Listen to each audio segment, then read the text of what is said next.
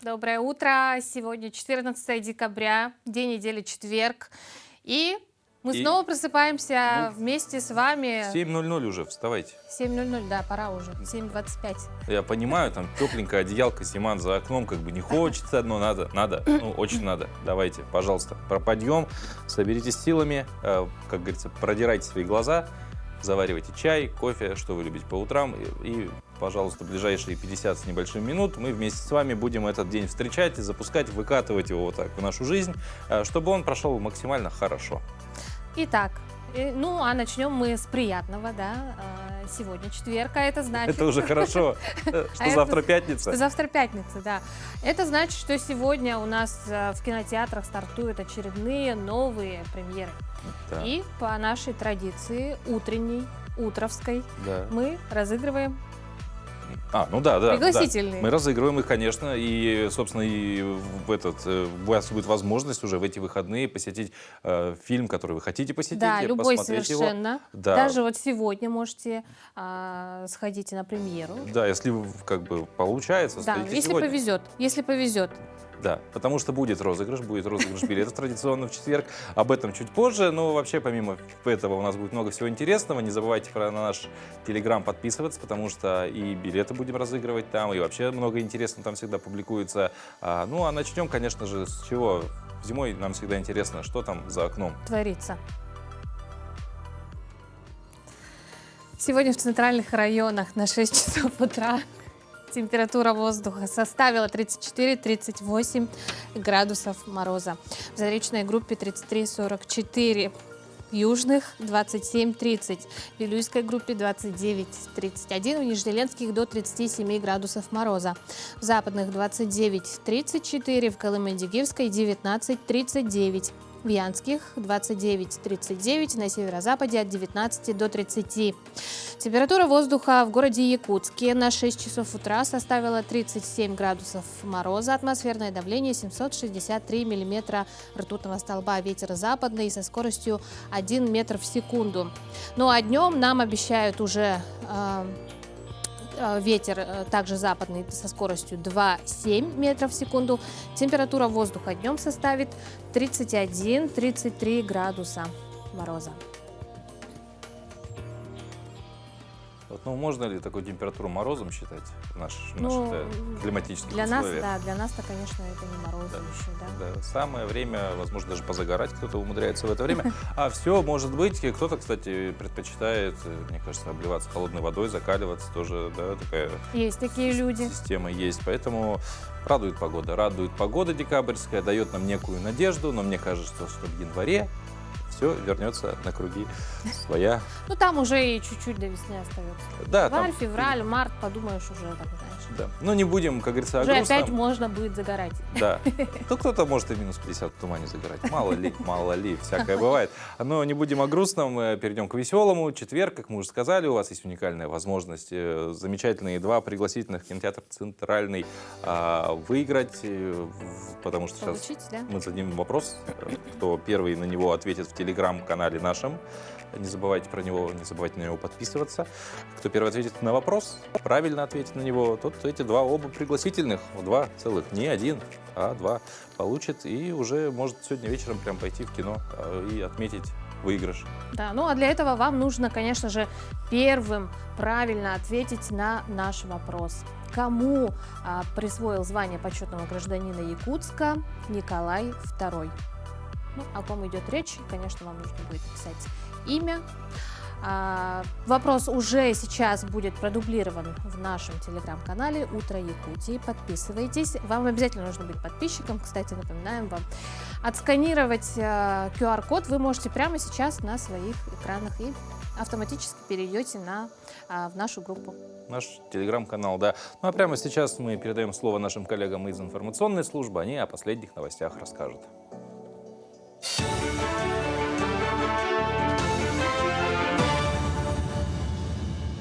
Доброе утро, Якутия. Коротко о главных событиях к этому часу. В Минстрое предлагают исключить возможность отказа гражданину в предоставлении компенсации на оплату жилого помещения и коммунальных услуг даже в случае выполнения им требований, предусмотренных Жилищным кодексом. Соответствующий проект постановления правительства страны опубликован на федеральном портале проектов нормативных правовых актов. Такую компенсацию могут получить, в частности, люди с инвалидностью, ветераны боевых действий и герои соцтруда. На региональном и муниципальном уровне такая возможность может быть также у ветеранов труда, многодетных, пенсионеров или детей-сирот. В школах Якутска для учеников с 1 по 8 класса снят карантин по гриппу и ОРВИ. Решение приняла санитарно-противоэпидемическая комиссия с участием Роспотребнадзора и Минздрава Якутии.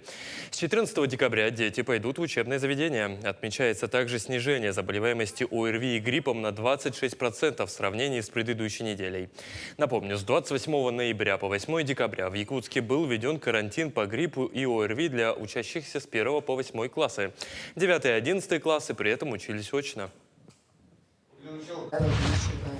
В столице республики стартовала первая региональная конференция «Движение первых». В нем выберут членов регионального совета и определят список делегатов на общероссийский съезд. На сегодня насчитывают более 30 тысяч участников движения. Большинство – участники проектов – это ребята от 6 до 18 лет. Школьники, студенты, даже есть ячейки в детских садах. Напомню, создание общероссийского движения детей и молодежи «Движение первых» в 2022 году поддержал президент России Владимир Путин. На сегодня в Якутии работают 34 отделения и свыше 600 первичных отделений движения, которые охватывают более 30 тысяч участников. Начинали мы со стартового проекта «Зорница» студентов средних профессиональных образовательных учреждений. Это значимо для меня еще и потому, что мы реанимировали этот проект. Он много лет вообще, в принципе, для этой категории ребят несовершеннолетних не проводился в республике. И, наверное, скажу о последнем проекте значимом, потому что те же студенты средних профессиональных образовательных учреждений результативно участвовали в региональном этапе федерального проекта «Команда первых» по формированию гибких социальных навыков и приняли участие в федеральном этапе, выезжали в Нижний Новгород. Госдума рекомендовала правительству при формировании проекта федерального бюджета на 2025 год и на плановый период 2026 и 2027 годов рассмотреть вопрос о разработке и реализации программы поддержки деятелей культуры, которые переехали работать в сельскую местность. Такой пункт включен в проект постановления Нижней палаты парламента по итогам ежегодного госдоклада о состоянии культуры, который депутаты заслушали 29 ноября. Напомню, проработать вопрос целесообразности программы «Земский работник культуры» еще в 2019 году поручил президент страны Владимир Путин. По мнению главы государства, это могло бы повысить престиж профессии и решить проблему дефицита работников. Зеленая красавица – неизменный атрибут Нового года, который приносит в дом настоящую атмосферу праздника. Несмотря на то, что в настоящее время спрос на искусственные ели растет, живые деревца у многих якутян остаются в фаворитах. Продажа новогодних деревьев началась в столице республики с 9 декабря. Одним из мест приобретения является база Якутлесресурса. В этом году елочных развалов завезено около 700 сотен.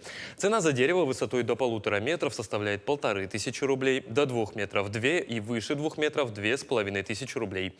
Важно отметить, что приобретать живую елку необходимо только на легальных точках продаж. За несанкционированную вырубку дерева грозит ответственность.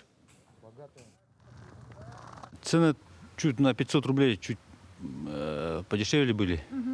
И вот в этом году на 500 рублей подороже. Ну, планируется в эти выходные, возможно, будут ели. Ну, сразу не надо заносить в тепло. Можно вот, если в квартире проживаете, подержать где-то полчаса в подъезде, например. Доброе утро, это «Утро Якутии». Мы продолжаем наш эфир. Экономить очень, конечно же, хорошо. Только если эта экономия не вынужденная и не означает полный отказ от услуги. Поэтому тема нашего разговора сегодня – как уменьшить расходы и при этом не отказываться от привычных и нужных нам вещей. Тема глобальная, поэтому сегодня мы остановимся подробнее на телекоммуникационных услугах. Это, конечно, одна из постоянных и важных частей наших расходов. И об этом мы будем сегодня говорить с директором МТС в Республике Саха-Якутия Прокопием Неустроевым.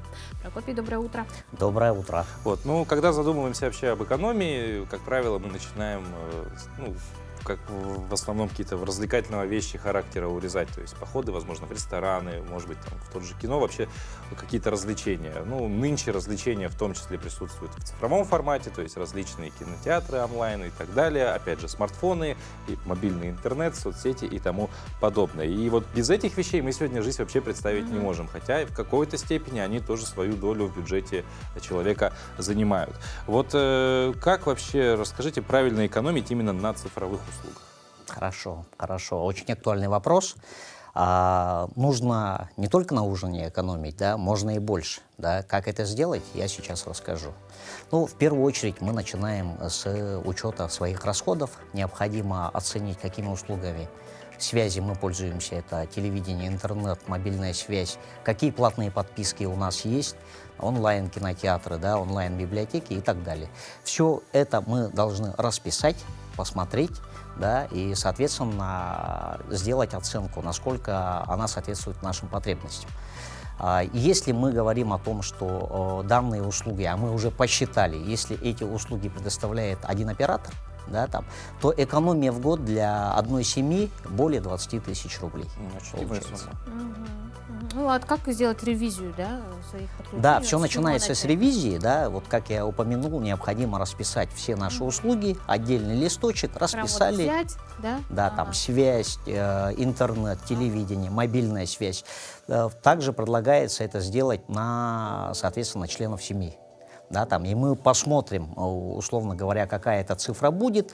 Мы посмотрим в деталях, какие услуги дублируются, потому что на примере там, тех же самых подписок они распространяются на несколько там, бесплатных пользователей. Можно вот таким образом не всем подключать, а какому-то, ну, там, одному подключить, а дальше расшарить на всех.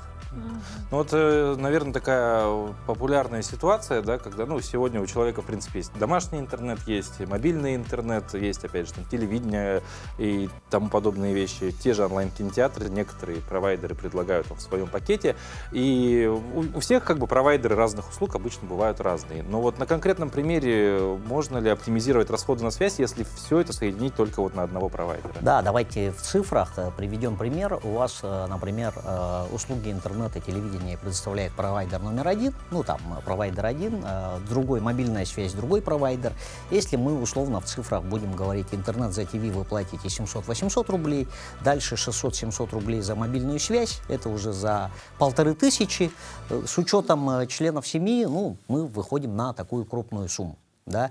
И если, соответственно, к нам подключать, а МТС может подключать услуги, как мобильная связь и интернет, у нас, соответственно, существенно дешевле, намного. Да? Плюс мы можем подключить тот же Кион, кинотеатр онлайн, для 5 членов семьи с бонусами и бесплатные мессенджеры. Таким образом, пакет услуг, да, там, или правило оптом дешевле, оно работает четко. В принципе, это очень хороший вариант. То есть экономия именно на провайдерских услугах, опять же. Опять же, цифровые сервисы, что немаловажно.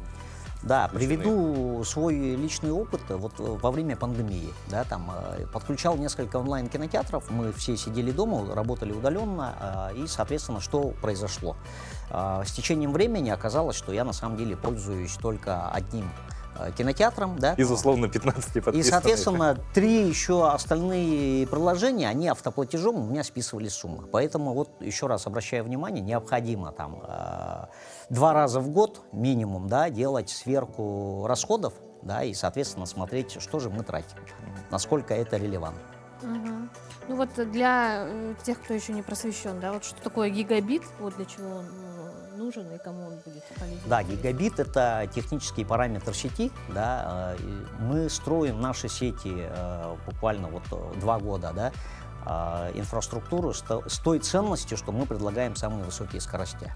1 гигабит, он условно 10 раз выше, чем базовый продукт, 100-мегабитный интернет, да, там. Поэтому спрос очень большой, да, и это ценность для наших клиентов. 1 гигабит удается благодаря нашей, опять же, инфраструктуре. У нас собственные магистральные оптические сети, да, там, с полным резервированием, и сеть сейчас с потерями, без потерь пакетов, да, предоставляет также вот гарантированную скорость 1 гигабит. Можно пример привести автобан, да, где мы пропускаем одновременно несколько автомашин, да, там несколько полос. Условно в семье несколько гаджетов, там мама, папа, сын, дочь. Сын учится в онлайн, да, там, дочка играет в компьютерные игры, папа смотрит футбол, да, там, а мама смотрит на HD качестве и свой любимый сериал. И одновременно, когда все выйдут в сеть, гигабитная скорость позволяет без всяких ограничений получать супер качество и надежный сервис. Это мы говорим про уже домашний интернет, не про мобильный. Кстати, он достаточно недавно появился в Якутске и, в принципе... Да, сейчас более 30 тысяч семей уже пользуются, да, и мы планово... Это в Якутске или... Это в Якутске. Да, и мы планово наращиваем наши планы строительства, есть уже защищенный кейс «Вторая волна», то есть мы уверенно двигаемся вперед и предоставляем сервис для наших жителей столицы. Ну, вот такие скорости гигабита, насколько они здесь востребованы в Якутске? Смотрите, мы провели анализ, да, и статистика показывает, у нас каждое второе подключение именно подключает вот такую скорость 1 гигабит, да, и плюс вторая ценность, наш пакет услуг, это комплекс, оно позволяет как раз-таки экономить. То есть мы подключаем одним лицевым счетом как мобильную связь, так и домашний интернет.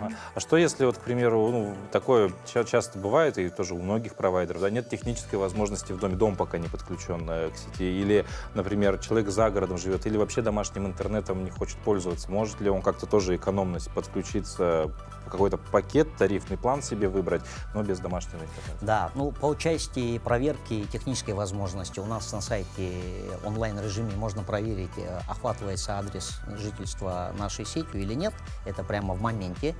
А что касательно районов, где пригород или другие районы, где нету, ну, там, фиксированной сети, да, там у нас отличная 4G-сеть, которая также предоставляет доступ к сети интернет, да, и, соответственно, там можно также прокачать и кинотеатр, да, там, и смотреть любимые фильмы. Плюс у нас одно из направлений – это наше собственное спутниковое телевидение, да, от МТС. То есть ставится также спутниковая тарелка и смотрится тот же самый контент, который мы транслируем для наших жителей, вот где с фиксированной связью. Прокопий, ну сейчас, да, в канун Нового года вопрос экономии особенно актуален, да, все-таки какой тариф вы посоветовали бы нашим телезрителям? Да, мы всегда, ну, там, канун Нового года, да, там, наших абонентов радуем с нашими новыми предложениями. Сейчас у нас два новых тарифа, да, новогодний и новогодний плюс. Да. В общем, эти два пакета 390 рублей, да, там 30 гигабайт, 500 минут, 200 смс-ок и плюс сразу интернет. Да, поэтому здесь всех ждем. Да, отличный инструмент как раз-таки о том, что нужно экономить, нужно смотреть свои расходы и выбирать именно тот продукт, который вам востребован и так далее. Ну, на самом деле, надеюсь, благодаря этой информации многие люди, во-первых, найдут себе путь к экономии и при этом не будут себя сильно урезать в остальных развлечениях, да, и жизненных ситуациях. Ну, как минимум, сэкономят на поход в ресторан, это уже хорошо. Да, и не только на один, да, как я рассказал, много чего есть полезного.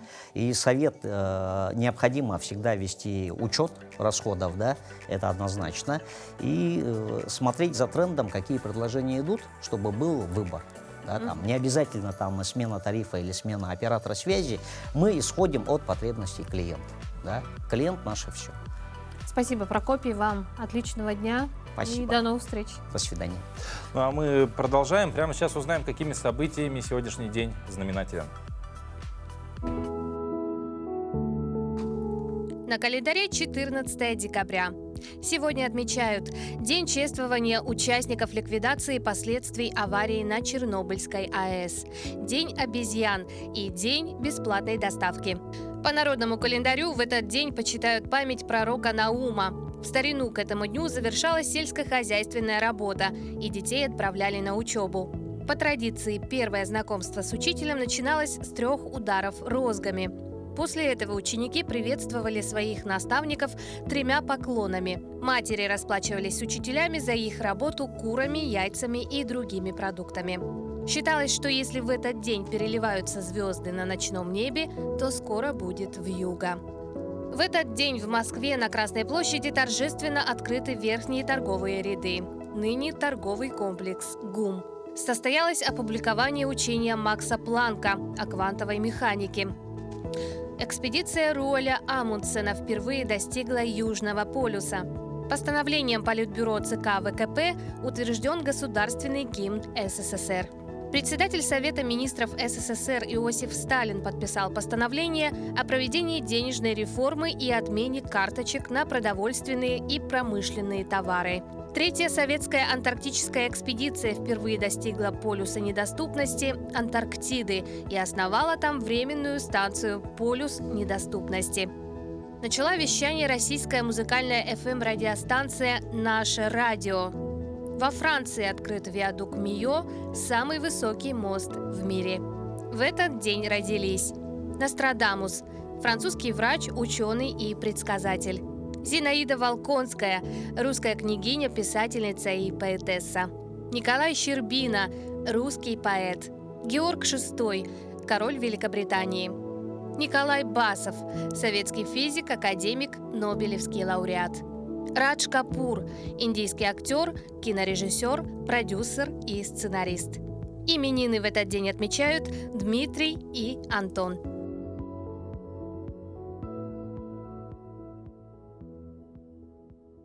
Ну, мы поздравляем, конечно же, Дмитрия и Антона с сегодняшними именинами. Не Павла. У меня не Ну, было. не знаю, еще и будет и на Будет. твоей улице. Будет Праздник, еще как говорится, день да. моих именин. Да. И твоих, Кать, Обязательно, тоже. Обязательно. обязательно. Мы вместе отметим этот день. Обязательно.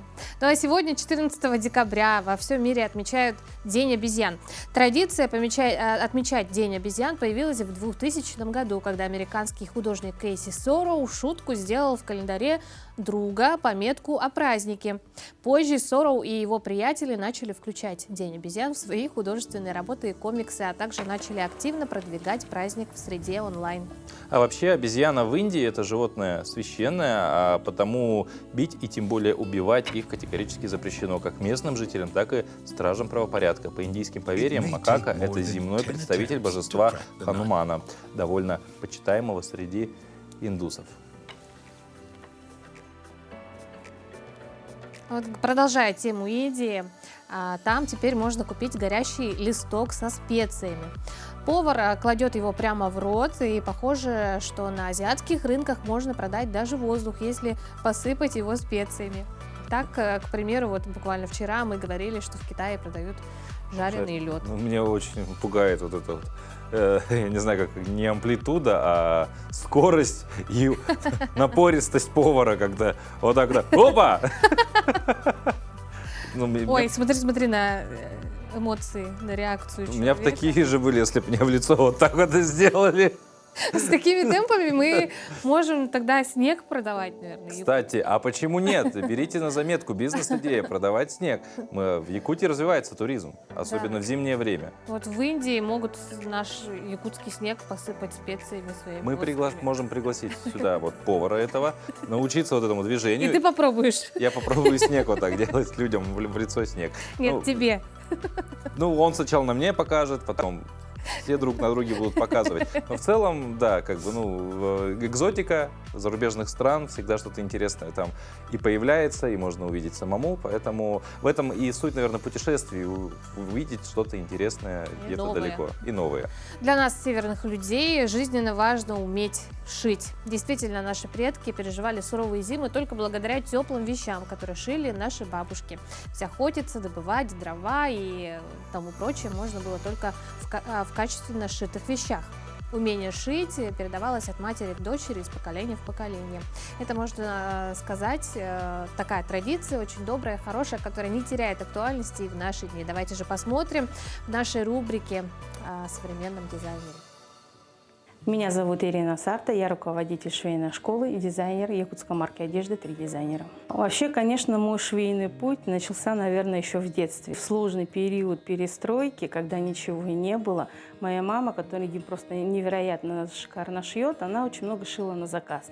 И именно тогда, в то время, видимо, это все заложилось. То есть она шила ночами, шила эти заказы, я сидела рядом с ней, ну и, видимо, таким вот образом впитала себя все технологии, секреты и так далее. Первые вещи, их было немало. Я не скажу, что в деталях помню все, но у меня есть одно изделие, которое я шила на заказ для своей одноклассницы.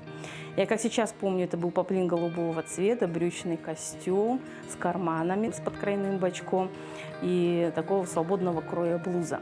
Но при этом я понимаю, конечно, что в технологии это все было сделано совершенно не так, как оно должно было быть. Карманы, на самом деле, карманы с подкройным бачком – это не такая хитрая технология, то есть она не совсем сложная, но в силу того, что я этой технологии не знала, то есть то, что должно было быть с изнаночной стороны, я его вывела, наоборот, на лицевую сторону. Но и как сказать теперь подруге, что оно, что, возможно, я не знаю, как это сделано. Поэтому, то есть я туда пришила пуговицу или, по-моему, даже велкро и сказала, что так должно быть. Нет ни одного портного, который бы сказал, что он умеет делать абсолютно все. Потому что нужно учиться всегда и у всех. Я, допустим, иногда даже смотрю на тех девочек, которые приходят ко мне учиться, они никогда не шили, но при этом тот ход мыслей, которыми они обладают, он, допустим, возможно, не совсем зашоренный, как у меня. Да? То есть у портных как бывает. Вот это делается вот так. Технология вот такая. Но опять же, кто сказал, что ее невозможно изменить? Поэтому обучаться приходится абсолютно у всех. Но среди своих именитых, допустим, педагогов я бы отметила Ирину Михайловну Паукштем. В Краснодаре я была у нее в мастерской. Я училась в школе шитья Грассер, это тоже федеральная сеть. Профессию портного, наверное, заменить будет очень сложно. Конечно, когда мы говорим об индивидуальном пошиве, когда мы говорим о пошиве именно каком-то ручной работе, здесь, конечно, ни одна машина заменить не может. Но, тем не менее, давайте не будем говорить еще о том, что существует еще промышленное производство, да, где человек просто контролирует ход работы машины. Конечно, это же с точки зрения экономической выгоды, да, это, конечно, работа машины, она полностью оправдывается. Но если мы говорим про индивидуальность, да, если мы говорим про идеальную посадку, это, конечно же, только ручная работа и только мастер своего дела. На самом деле шитье – это тот навык, которым, наверное, все-таки стоит обладать.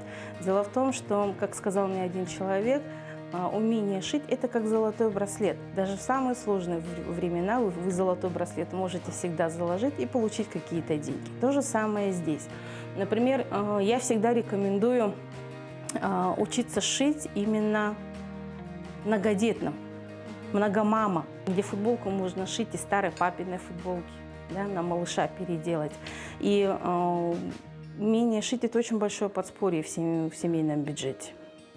Поэтому учитесь шить, это не так сложно, если вы начинаете с грамотным педагогом.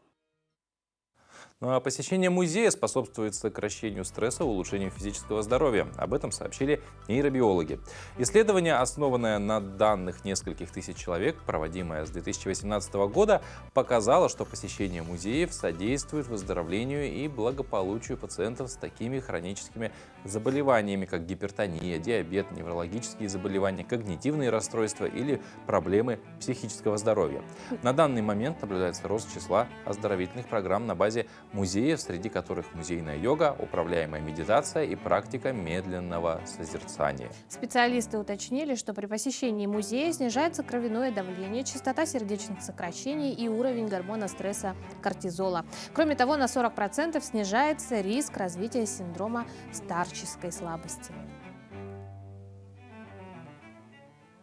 Паша, у меня к тебе такой вопрос. Какую музыку ты предпочитаешь слушать? Уютное кафе. Ну, разную. Я по большей части... Или ветка сирени, я знаю. Ну, Я знаю, что телезрители уже ты знают. сейчас ящик Пандоры открываешь. Ну давай, спой. Я думаю, все ждут. Ну нет, ладно, не к сегодняшнему дню песня, скажем так. Вообще, в целом, меломан, и могу и что-то послушать такое, и такое, и такое. И классику, и рок. Ну, классику меньше, вот, кстати, что интересно, как не пытался. Нет, иногда просто как-то вот мимолетно, звучит хорошо, приятно, но так, чтобы прям вот специально, целенаправленно включать классическую музыку, такого у меня нет. Ну вот я к чему спрашиваю, да, в Ну, конце про рок декабря. ты спросила, кстати. Да, Да, рок в это мое конце вообще любимое. декабря легендарная российская рок-группа «Ария» выступит со специальным шоу «Новогодний огонек» в Москве. Музыканты выйдут на сцену в костюмах Дедов Морозов и исполнят для гостей мероприятия самые необычные песни. Интересным в этом концерте будет то, что рок-группа представит популярные советские шлягеры в тяжелой обработке. Концерт «Арии» накануне Нового года традиционно пройдет в уютной домашней атмосфере, и зрителей ждет запоминающееся новогоднее шоу. Вот так вот настоящий Новый год. И как бы без детских таких мелодий и так далее. И опять же в уютной атмосфере. Это вот к слову о том, что я спел про уютное кафе. Ну а тем временем имена лучших спортсменов по итогам 2023 года узнаем уже 15 декабря на Бале чемпионов. Туда вошли спортсмены по олимпийским и неолимпийским видам спорта. Также составлен топ-10 лучших атлетов по адаптивным видам спорта. Установлены имена обладателей специальных номинаций. А путем тайного голосования комиссии Министерства спорта выбрала обладателей в номинации «Лучший тренер, заслуженный за служение спорту», «Лучший организатор ГТО», «Лучший общественный спортивный организатор», «Лучший муниципальный район», «Лучший судья», «Лучший спортивный обозреватель» и «Меценат года». Вот такие интересные номинации ждут наших спортсменов. Будем смотреть, наблюдать, узнаем, кто же все-таки будет лучшим из лучших во всех лучших номинациях про лучших. Ну а теперь предлагаем вам посмотреть, какие спортсмены приедут к нам из вузов нашей необъятной республики. Внимание! Анна Тюменцева, одна из участниц Бала чемпионов, вошла в число лучших спортсменов этого года. Девочка-баскетболистка, занимается этим видом спорта уже 4 года. Тренируется у Георгия Ржева. В этом году Анна приняла участие в республиканском КС-баскете. В спартакиаде школьников также были соревнования в городе Мирный и в октябре в Якутске, где команда заняла 1 место. Юная баскетболистка признается, что приглашение на бал стало неожиданным. Для меня это такое важное мероприятие. Вообще было неожиданно, что я попаду в десятку, честно, потому что занимаюсь очень мало, люди занимаются намного больше, чем я. И таких достижений, как у меня, не у многих, конечно, есть, поэтому для меня это очень важно. Еще одна участница Бала чемпионов – взрослая спортсменка Ольга Белова. Она легкоатлет-спринтер. В этом году девушка взяла 1 место на республиканских соревнованиях. В этом году выступала на чемпионате республики Саха-Якутия.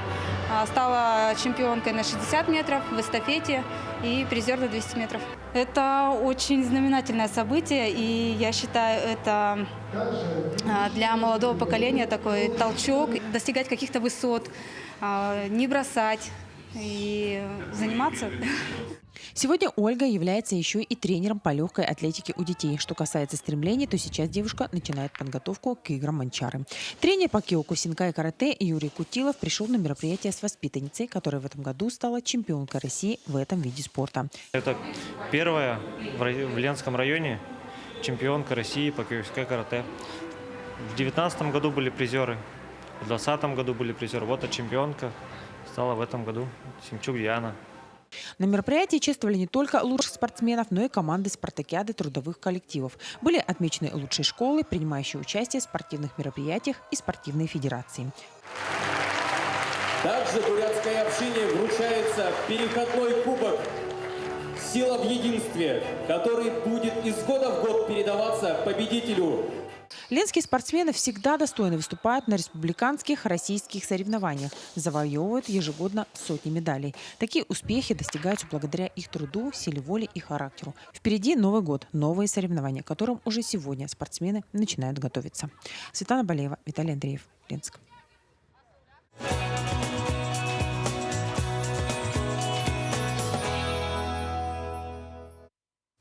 Ну а далее в нашей постоянной рубрике «Пусть мама придет» мы познакомим вас с братьями. 10-летним Артемом и 8-летним Майсеном. Мальчики очень дружелюбные, доброжелательные, очень нуждаются в семье. Познакомьтесь, Артем. Ему 12 лет. Артем скромный, доброжелательный и любознательный мальчик. У него много увлечений. Я 4 классе учусь, у меня есть брат младший, его зовут Айсен. И мой любимый предмет это в школе физкультура. Я это рисовать, это люблю книги читать. И это вот я спортом занимаюсь. Футбол и это волейбол. У Артема хорошая реакция, он физически развит и ему легко даются все виды спорта. Но, как и все мальчишки, Артем любит футбол. Младший брат Артема Айсен, ему 8 лет. Айсен не сразу идет на контакт, но когда это происходит, общение с ним становится легким и интересным. Он много рисует, любит собирать конструкторы, читает познавательные книги. Айсен и Артем во всем поддерживают друг друга, вместе занимаются, играют. У Айсена тоже разные увлечения. Он с удовольствием выполняет просьбы, включается в общие дела. Артем и Айсен нуждаются в семье, заботе и любви.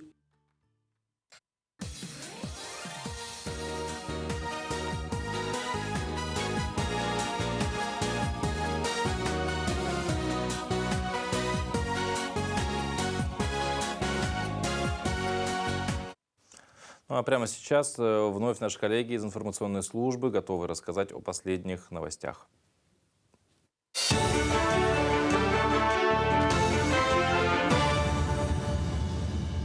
Доброе утро, Якутия. Далее блок новостей. Члены семей погибших участников специальной военной операции смогут получить единовременную социальную выплату не позднее 1 года со дня гибели военнослужащего. Такие поправки внесены ко второму чтению законопроекта о повышении социальной защищенности родственников погибших в СВО бойцов. В документе, принятом в первом чтении, не указывались сроки получения выплаты. Предлагаемые нормы должны повысить социальную защищенность членов семей погибших участников спецоперации из числа бывших сотрудников органов внутренних дел, уголовно-исполнительной системы, принудительного исполнения Федеральной противопожарной службы и таможни, уточнили в пояснении к проекту. Планируется комплекс мероприятий в рамках Года семьи, прежде всего расширение программ по репродуктивному здоровью. Об этом 13 декабря заявил глава Минздрава страны Михаил Мурашко. Он добавил, что в рамках модернизации первичного звена здравоохранения необходимо сделать акцент на женских консультациях, а также на мужском здоровье. Помимо этого, по словам министра, предполагается расширить программы по экстракорпоральному оплодотворению и сделать их доступнее. Состоялась встреча народных депутатов с делегатами 3-го съезда работников физической культуры и спорта из Нюрбинского района, посвященного столетию физкультурного движения в республике. Как было отмечено на заседании, в Якутии за последние 5 лет наблюдается рост удельного веса численности населения, систематически занимающего физической культурой и спортом. Депутаты обсудили подготовку к 9-м играм народов Якутии, которые пройдут в 2027 году в Нюрбинском районе. Для проведения игр в районе планируют построить спортивные, социальные, транспортные и иные объекты. Проведено порядка 500 спортивных мероприятий Министерством спорта. Но если брать крупные спортивные мероприятия, это традиционные наши турниры Коркина, памяти Коркина Дмитрия Петровича, потом памяти Арма Михайловича Дмитриева, потом первенство страны по молодежи проводилось, и спартакиада по адаптивным видам спорта проводилась. И мы должны еще в конце года провести первый турнир памяти Артура Накенча Пахомова. И сейчас съезд проводится, итоговые мероприятия в эти дни проводятся. Подкомиссия по таможенно-тарифному регулированию одобрила обнуление таможенной пошлины на ввоз в Россию 1,2 миллиарда яиц. Мера будет действовать с 1 января по 30 июня следующего года. Цены на яйцо на фоне значительного увеличения спроса с начала года заметно выросли. Согласно последним данным Росстата, к 4 декабря на 42,4%. Для стабилизации ситуации власти предприняли ряд мер, начиная от поддержки производителей и стимулирования заключения ими долгосрочных контрактов с ритейлом и заканчивая проверками надзорных органов.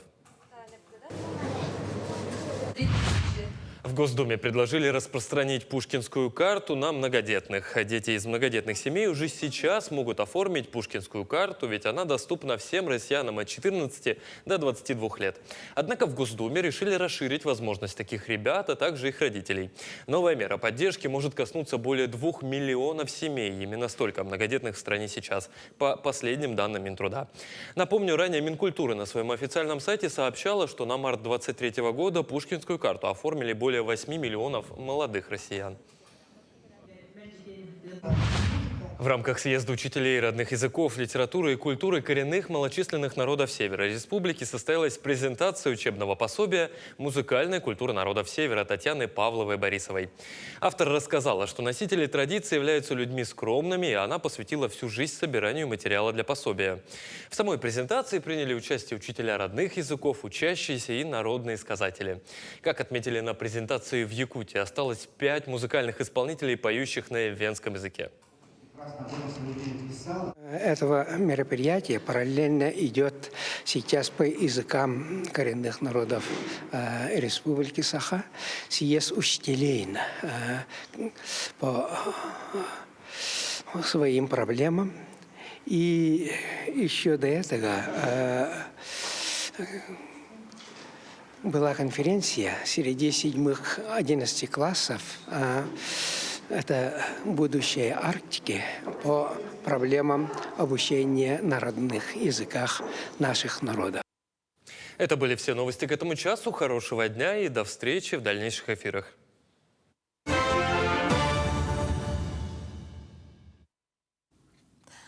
Ну а сегодня состоится 3-й ежегодный форум Алмаз-Регионбанка по устойчивому развитию. Тема этого года – социальный капитал бизнеса и экономика доверия. В рамках форума федеральные и региональные эксперты поделятся опытом в области социального предпринимательства и социальной ответственности. Подробнее о форуме и об устойчивом развитии нам расскажут наши гости. Федор Наговицын, первый заместитель председателя правления Алмаз-Регионбанка, а также Денис Богатов, директор Центра развития социального предпринимательства, Международной школы бизнеса, финансового университета при правительстве Российской Федерации, эксперт Минэкономразвития России. Доброе утро. Вот такие длинные регалии у нас сегодня. Ну вот говоря про вообще вот устойчивое развитие, да, есть сегодня такая, так сказать, повестка ESG. Вот, Федор, вас хотел бы спросить, что же, для общего, да, понимания, чтобы зрители понимали, что такое ESG. Здесь, может, я включусь с точки зрения, конечно же, развития, устойчивого развития нашей экономики и деятельности крупных предприятий. Применяются международные стандарты, и технология ESG – это как раз одна из тех технологий, которые преследуют 3 направления – экологическое, социальное и управленческое направление. И вот в этих 3 векторах крупные предприятия разрабатывают спектр мероприятий, которые направлены на комплексное устойчивое развитие. И вот эти 3 вектора так или иначе отражаются в деятельности как на внутреннюю политику компании, так и на внешнюю. Федор, ну вот вопрос к вам. Почему Алмаз-Регионбанк активно вот именно занимается продвижением повестки ESG сегодня? Начнем с того, что это не только Алмаз-Регионбанк, это в целом банки. Банки были выбраны в свое время как ретрансляторы и популяризаторы повестки устойчивого развития. Прошло вот 8 лет с момента, когда в ООН приняли 17 целей устойчивого развития. И вот с этого момента наш регулятор Центробанк и банки активно продвигают эту повестку. Понятно почему, потому что, а какой мотиватор, да? Как мотивировать бизнес быть социально ответственным, это через деньги, через наше кредитование, и, соответственно, банки интегрируют с тех пор уже в своей повседневной деятельности, в кредитный процесс, как раз риски ESG и принципы устойчивого развития. Ну а в чем заключается ваша работа, да, в этом направлении? Мы активно начали заниматься ESG-повесткой, наверное, года 2 тому назад, очень проактивно. И мы уже 3-й год проводим наш форум. Этот форум призван как раз-таки пропагандировать, да, и доводить до бизнеса, до населения, до общества ценности устойчивого развития. Вообще мы для себя, как единственный региональный банк, приняли 5 направлений в области устойчивого развития. Это быть HR брендом номер 1, быть зеленым банком, социально ориентированным банком, быть центром ESG компетенций. И мы вот в этом направлении очень системно, полномерно двигаемся. Мы очень активно занимаемся благотворительностью, спонсорством. Наши сотрудники в Алмаз-Энергосбанке, коллектив в своей жизни, в работе тоже очень сильно придерживается принципов устойчивости. Ну, вот хотелось бы сейчас еще затронуть вопрос такого так называемого, да, социального предпринимательства. Денис, вот как в целом оцениваете развитие этого сектора экономики в нашей республике? Но в целом нужно отметить, что социальное предпринимательство, как вид такой экономической деятельности, развивается в нашей стране порядка 10 лет. С 2019 года были законодательно утверждены понятия, которые дают право теперь уже по определенным критериям присваивать статус социального предприятия субъектам малого-среднего предпринимательства. И на текущий момент в России в целом более 10 тысяч субъектов МСП, которые получили статус социального предприятия, а в республике на текущий месяц это 191 субъект МСП со статусом социального предприятия. И тот центр, который я возглавляю, в том числе Национальный центр развития социального предпринимательства НКО, проводит системный такой анализ потенциала развития сектора социального предпринимательства. И вот по нашим прогнозам в республике возможен рост до 4 почти с половиной процентов от общего количества субъектов МСП. То есть сегодня там порядка 41 тысячи субъектов МСП, вот 4,5% это самый такой максимальный порог, до которого можно увеличить количество социальных предприятий. Ну и, конечно, вот хотелось отметить, наверное, я был в восторге от тех программ, которые реализуются банком, потому что даже карта специальная, социальная, которая выдается жителям республики, это как раз один из тех способов, позволяющий оценивать вовлеченность и граждан, и крупного бизнеса, и мало-среднего бизнеса в создании вот этой социальной среды. И мы вчера вот даже с коллегами пообщались о перспективах применения с точки зрения, опять же, устойчивого развития вот этих технологий. Я надеюсь, что наши общие идеи, планы будут постепенно воплощаться в жизнь. Да, Федор, вот мы наслышаны, что 6 декабря как раз-таки, да, Алмаз-Энергосбанку присвоили, да, вошел в ESG рейтинг, да, вот подробнее об этом рассказать, в чем его важность. Мы, наверное, одни из немногих, а может быть даже единственные в этом году, которые прошли рейтингование от ведущего рейтингового агентства «Эксперт.ра» и получили рейтинг 3B. Это означает, что мы в своей деятельности высоко оцениваем, учитываем в своей деятельности принципы устойчивого развития. И для нас рейтингование явилось таким, скажем так, серьезным шагом, возможно, таким главным мероприятием, которое проходило вот за предыдущий год для направления устойчивого развития. Денис, вот вопрос опять же, да, про умную благотворительность, скажем так. Вообще вот крупный бизнес, да, вот вы пример привели хороший с карты жителей Якутска, да, что как бы по сути крупный бизнес банковский помогает в развитии социальной сферы. Как еще крупный бизнес сегодня может помогать в развитии этой сферы? Ну, на самом деле, действительно, сегодня мы наблюдаем разные инициативы от крупного бизнеса. И если вот говорить про умную такую благотворительность, как вот Федор отметил, да, что банк занимается и благотворительностью, и там помощью людям, оказавшимся в сложной жизненной ситуации. Но, безусловно, есть разные подходы в благотворительности. И мы вот в части социального предпринимательства видим, что крупный бизнес способен вкладывать в развитие социальной сферы через социальное предпринимательство. Почему для нас это важно? Поскольку социальный предприниматель имеет такую очень интересную форму устойчивости финансовой модели и желание решать социальные проблемы общества, то достигается такой баланс устойчивости в целом социального предприятия. И когда крупный бизнес вкладывает деньги, инвестирует, да, или занимается таким благотворительным подходом поддержки социального предприятия, развития, то здесь мы наблюдаем долгосрочный эффект.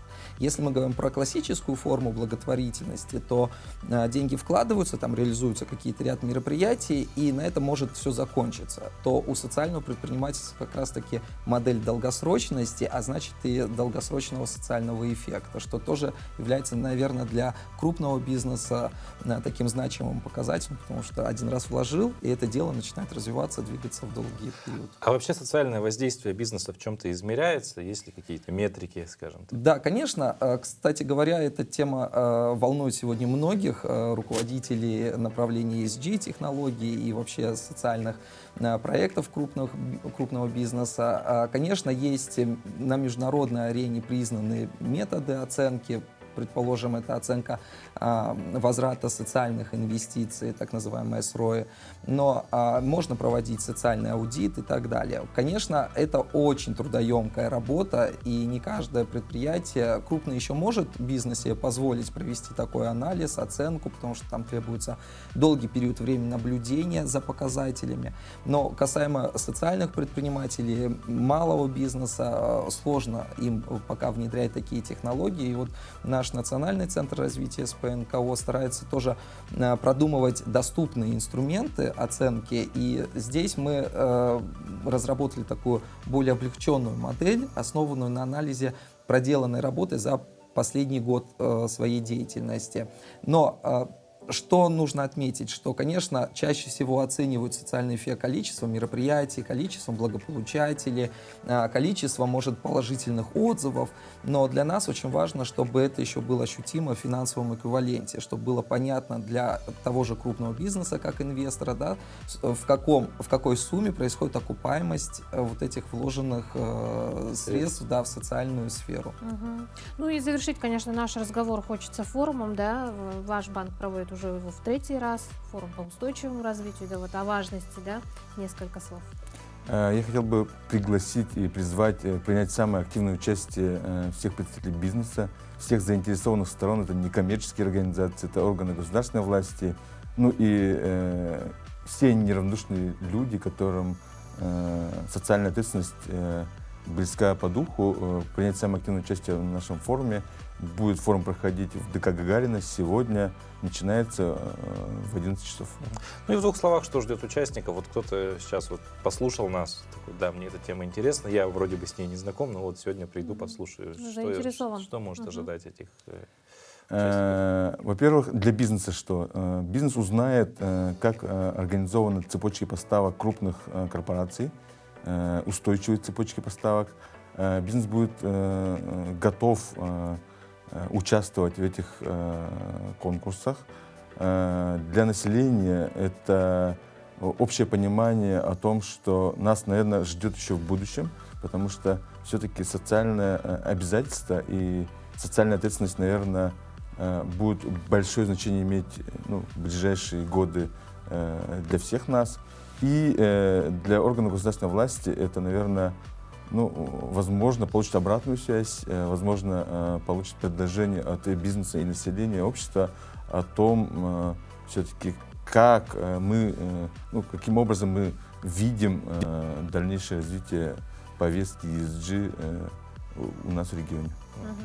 Денис, Федор, огромное спасибо. Спасибо за работу. Отличного дня. Хорошего форума, самое главное, чтобы прошло все так, как планируется. Ну, а мы сейчас продолжаем, конечно же, как мы говорили в самом начале программы, что четверг — это день знаменательный, это день кинопремьеры. И вот сейчас узнаем, какие киноновинки уже с сегодняшнего дня можно будет в кинотеатрах увидеть.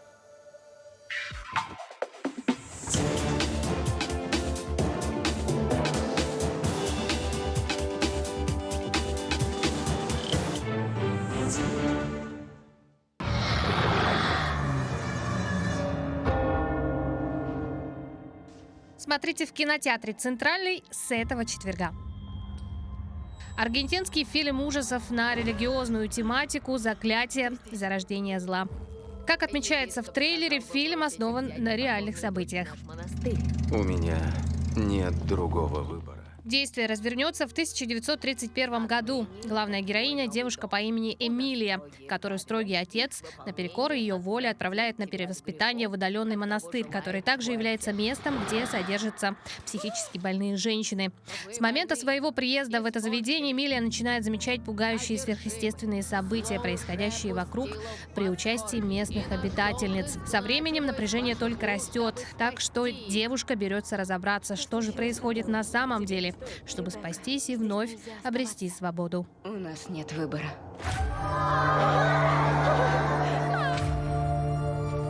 Только мы можем остановить зло. Избави нас от лукавого. Заклятие. Зарождение зла. В кино с 14 декабря.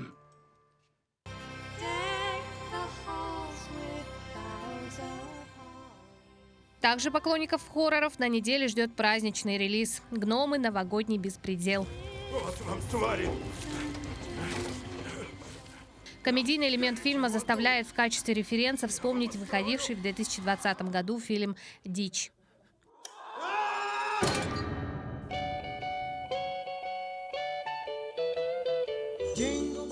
Сюжет разворачивается в канун Нового года, когда принято взрывать фейерверки, хлопушки и палить воздух из бутылок шампанского. Американская семья приезжает на новогодние каникулы в провинциальный городок на севере Норвегии. Однако в празднике есть и те, кто не в восторге от шумного веселья. Своим приездом герои нарушают покой амбарных гномов, которые больше всего ценят тишину. Тем, кто потревожит их покой, предстоит столкнуться с вооруженными и разъяренными гномами. Амбарный гном. Они настоящие? Да. Во-первых, они не терпят чужаков. Детка, здесь вообще не случается никакой дичи.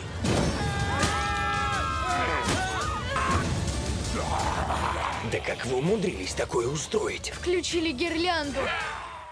Желаем вам отличного настроения и приятного просмотра. Гномы. Новогодний беспредел. И что вы собираетесь с этим делать? Сожру пончик, оцеплю периметр, поищу улики, вызову спецназ и...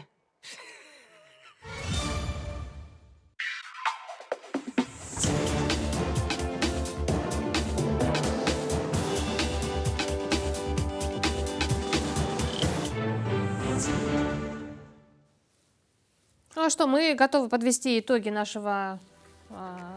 Да. У кого будет возможность гномов, вот этот новогодний беспредел, посмотреть? 2 билета. Вопрос был следующий. Да? Николай II присвоил ему звание почетного гражданина Якутска. О ком идет речь? И правильный ответ Николай Дмитриевич Эверстов. Потому что первый, да, кому первое звание, по-моему, присвоилось, было так. Мария Ким выиграла. Мы с вами свяжемся, расскажем, как билеты забрать. Мы вас Приятного поздравляем, просмотра. да. Всем остальным желаем хорошего дня. Отличного дня, до завтра.